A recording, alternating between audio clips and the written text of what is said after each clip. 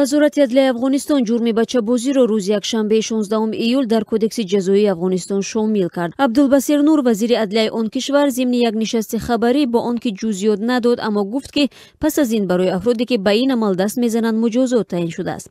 وزیر عدلیه افغانستان در این رابطه از جمله گفت: جرایم حقوق دادن به انحرافات اخلاقی یعنی بچه‌بازی با نظرداشت اصل قانون جرایم و جزاها مجازات برای جرایم مذکور در کد جزا پیش بینی گردیده است.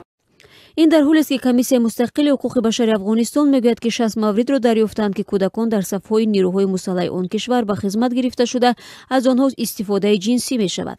مسئولان کمیسیون مستقل حقوق بشر افغانستان میگویند یافته‌های آنها نشان میدهد که 57 نوجوان در صف‌های نیروهای مسلح گماشته شده مورد بدرفتاری جنسی قرار گرفتند. بلال صدیقی سخنگوی این کمیسیون روز پنجشنبه 20 ایول به رادیو آزادی گفت: هنوزم متاسفانه اطفال استخدام میشه در نیروهای مسلح و همچنان مخالفین مسلح به شکل بی‌رویش از اطفال استفاده میکنه و در این زمانی که اطفال به صفوف نیروهای نظامی استخدام میشه طبعا که مورد سوء استفاده هم قرار میگیرن و این استفاده اقتصاد با امیدوارم که دولت افغانستان اقدامات جدی روی دست بگیرد.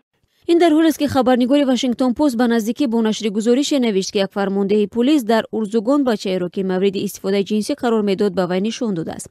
در این گزارش همچنان به نقل از چند مقام امنیتی در حوزه جنوب و غربی افغانستان گفته شده است که اگر حکومت در مورد آنها اقدام قانونی کند وظیفه‌هایشان را ترک کرده از این طریق زمینه برای مخالفان باز خواهد شد.